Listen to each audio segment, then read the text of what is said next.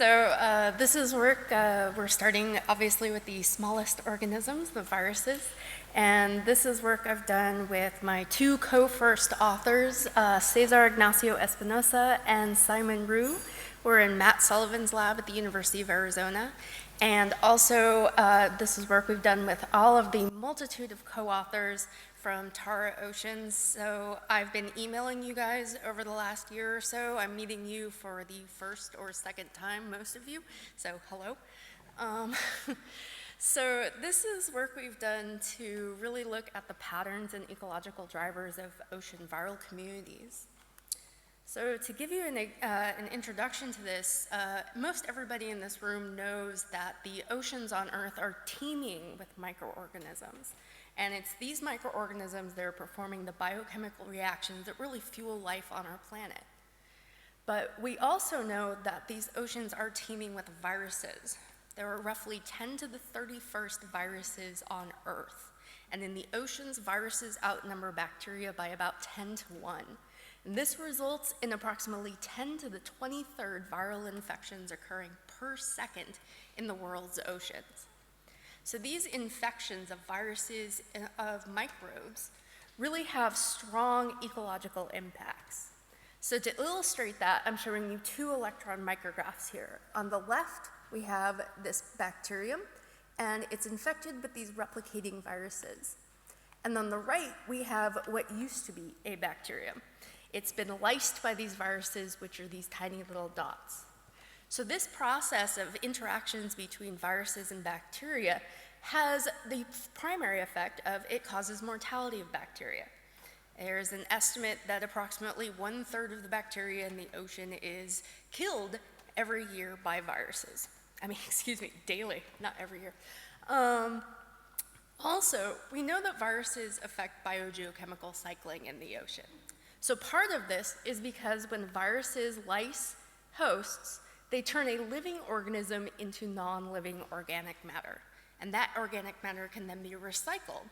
So viruses increase recycling of organic matter and nutrients within the oceans. But also, these viruses can have metabolic genes. And these metabolic genes can be expressed during infection, which means that viruses are actually altering the metabolism of the microorganisms that fuel our planet. Finally, we know that viruses influence evolution and diversity of microorganisms. They transfer genes between hosts, and also they're engaged in this arms race of competition. And this is all really influencing the evolution and diversity of microorganisms in ways that we don't even fully understand. So with all these important ecosystem impacts, it's really important to understand the global marine viral diversity and distribution.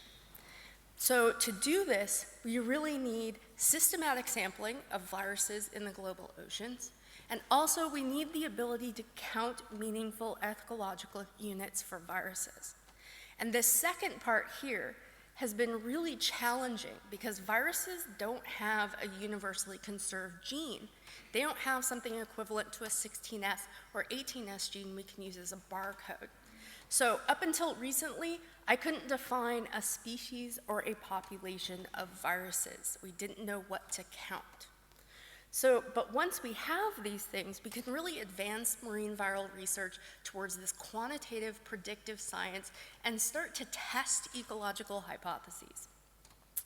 So for this paper, we were testing the seed bank hypothesis and how it applies to marine viruses. Now, this is a hypothesis that's been around for quite some time, and really it explains how high local diversity can be equivalent to global diversity. And something that may be more familiar to you is the corollary, everything is everywhere but the environment selects. So to explain this seed bank hypothesis, I have here a rank abundance curve for virus types in one sample. And we see that we have many different virus types that are of high abundance, and then we have many more virus types that are very low abundance. And those form the bank.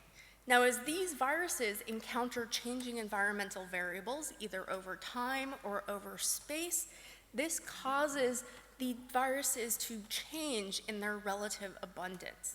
Viruses that were less abundant in the bank become more abundant. Viruses that were more abundant become less abundant, forming a new assemblage of viruses. And this continues to occur as these viruses encounter changing environmental conditions. So in this example, we can get 3 different samples, each with the same virus types in them, but at drastically different relative abundances. So to test this hypothesis, we conducted systematic global sampling of marine viral communities. And we did this, we analyzed 43 samples. Most of those were in the upper ocean in the surface and deep chlorophyll maximum. These were, of course, collected through the Tara Oceans expedition at 26 stations at 7 oceans and seas distributed throughout the world. So for each of these samples, we assessed the viral community with 3 different variables. Now remember, we have no barcode for viruses, so no 16S, no 18S equivalent. So instead, we constructed quantitative viral metagenomes from each of our samples. From these, we could identify the open reading frames within these samples, and then cluster those open reading frames together based on their similarity. So this forms protein clusters, and those we can count, and we can use that to assess gene ecology for viruses. We also assembled those viral metagenomes together into long sequences of viral genomes, and we compared those viral genomes, and we clustered those into viral populations. And this was with really new defined characteristics for viral populations. So with these, of course, we could count viral populations, and we could study population ecology. So finally, we actually looked at what we studied. We examined the viruses in each of our samples using electron microscopy, and we measured how big were these viruses. So from this, we can get viral size distributions from each of our samples and compare them, and this gives us an assessment of community ecology.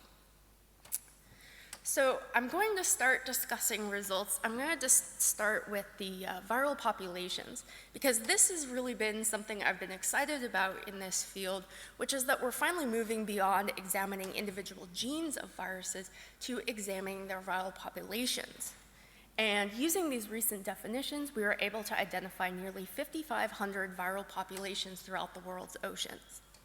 So what I'm showing you here in this heat map is on the y-axis, I have all of those viral populations. And the heat map shows the abundance of those populations within each of our 43 samples. And this heat map is on a log scale. So the first thing we notice is this dark diagonal line. And this is telling us that viral populations are regionally dominant. So to look at that further, I've overlaid boxes which correspond to Longhurst provinces.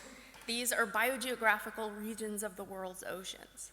And from this, we see that viral populations are more abundant in individual samples or within these Longhurst provinces.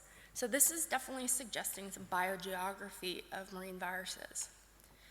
But while we see that viral populations are regionally dominant, we also see that they can be widespread. When we look at the remainder of this heat map, we see many of these populations are found in multiple samples. So to dig into this further, we have plotted the average abundance of each of these viral populations versus the total number of stations where those populations were identified. And we have a total of 26 stations. Surprisingly, only about 15% of the viral populations were endemic to one station. Instead, nearly half of these populations were found at 5 or more stations throughout the world's oceans, up to 24 out of 26 of our total stations. So this definitely suggests that viruses are widespread. Now further, we tried to identify these viral populations. So out of the nearly 5,500 viral populations, we were only able to get robust taxonomic affiliation to less than 1% of them. And these viruses are exclusively viruses that we have isolated from dominant marine microorganisms, including Prochlorococcus, Senecacoccus, SAR11, SAR116, and Rosiobacter. So just to illustrate this, the most dominant and widespread viral populations in the world's oceans are unknown. We don't know what these viruses are infecting, but it definitely gives us targets for future work. We need to target these types of viruses that are the most widespread, the most abundant, find out what they're infecting and what their influence is going to be on the different ecosystems. So next we investigated viral diversity. We used both protein clusters and viral populations to calculate the Shannon Diversity Index for each of our 43 samples. And we see that the diversity is actually relatively similar in each of these samples, with the exception of the high latitude regions, which had significantly lower viral diversity. And this is, of course, consistent with diversity trends of both macro and microorganisms, which also see lower diversity in high latitude regions. In addition to calculating the diversity for each of our samples, we also calculated global diversity for viruses. So this is diversity of viruses in all of our samples combined. And then we compared this diversity with the diversity in each of our individual samples. So the ratio of this local to global diversity is actually really high. It's close to 1. And what this is suggesting to us is it suggests high dispersal of viral genes and viral populations throughout the world's oceans. So now we need to reconcile these two pieces of information that we have in this study. On one hand, we have high dispersal of viruses throughout the world's oceans. On the other hand, we're seeing this really strong sample-to-sample variation in their relative abundances. So far, this information is consistent with the seed bank hypothesis, that these viruses are being spread around the world and changing environmental variables are affecting their relative abundances in different regions. But we need to answer 2 more questions in order to fully investigate the seed bank hypothesis in this study. And the first question was, how are these viral populations being dispersed throughout the world's oceans? The second question was, what are the specific environmental variables that are affecting viral population abundance? So to answer the first question, we actually calculated the net direction and magnitude of viral population movement between samples. And I'm going to show you that right here on this global map of the world's oceans, where I've shown our 26 stations. The arrows between the stations correspond to the net transport of viruses for different depths. The direction of the arrow corresponds to the direction of transport, and the thickness of the arrow corresponds to the magnitude of that calculated transport. So for example, we have low transport here, and the thicker arrow here, so higher transport. Now, what we notice from this is that the net transport of viral populations actually corresponds really well with the dominant oceanic currents in the surface ocean. So for example, we get really low net viral population movement between land-restricted basins, like between the Mediterranean Sea and the Red Sea, and between the Red Sea and the Arabian Sea. We also see really low population movement in the sluggish open ocean currents. So for example, the Indian Ocean Gyre and the South Atlantic Gyre. But in contrast, we're seeing very high viral population movement in strong currents, like the Southwest Monsoon Current, and also in the strong Agulhas Current and the subsequent ring formation, which will be talked about later today. And this is what helps transport viruses from the Indian to the Atlantic Oceans. So now we answered the first question, which is that viral populations are dispersed throughout the world on oceanic currents. To investigate the second question of which environmental variables are really driving the differences in viral community structure, we use non-metric multidimensional scaling, a statistical approach, to determine which variables that we measured were influencing viral community composition. So, long story short to this, we did an MDS for our 3 different types of information: protein clusters, virus populations, and viral size distributions. And this tells us how similar each of our samples is. Then we tested all these different variables involved in location, environmental characteristics, and microbial abundances to see which of those variables was influencing the structure of our viral assemblages. And for all 3 of our NMDS analyses, we found a few significant variables. First, location is important. Longhurst province and latitude both significantly drive viral community structure. And again, this is speaking to biogeography of these viral assemblages. But also, the environmental characteristics, such as temperature and oxygen, are really strongly driving viral community characteristics. So our conclusion from this is that this global scale analysis supports a seed bank structure for viral communities. Viral populations are dispersed throughout the global oceans on oceanic currents. And as they're encountering different environmental characteristics like temperature and oxygen, their relative abundance is changing, and this is altering the total community at each sample. So this way, we can explain how high local diversity can exist by drawing from this global limited gene pool. So in other words, everything is everywhere, but the environment selects, even for viruses. Now, the next big topic for future research is to tease apart the direct and indirect effects of environmental variables on viral communities. So, for example, we know that viruses require their microbial host to replicate. So environmental conditions are definitely influencing microbial communities, and that can indirectly influence the viral community structure. But viral assemblages can also be directly influenced by environmental characteristics, such as temperature or salinity.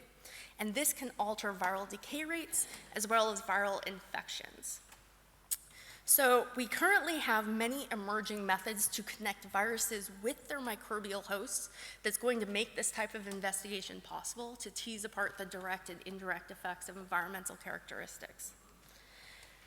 So just really quickly, I'd like to acknowledge we were funded large part by the Gordon and Betty Moore Foundation, and also, of course, I'm here, so I definitely acknowledge all the Tara Oceans and all the associated agencies. And I'm going to leave up my conclusions right here in case we have time for a few questions. All right, thank you. In your presentation, you described most things as being most places, but then you did describe some that were only in one place. And so is there anything distinct about that place or about those viruses? So actually, I can't make many ecological influences about that. What he's talking about is the 15% of our viral populations, for example, that were only found in one station. Now, one of the reasons why I can't say and tell you those viruses were only found in that station is our detection limit issues.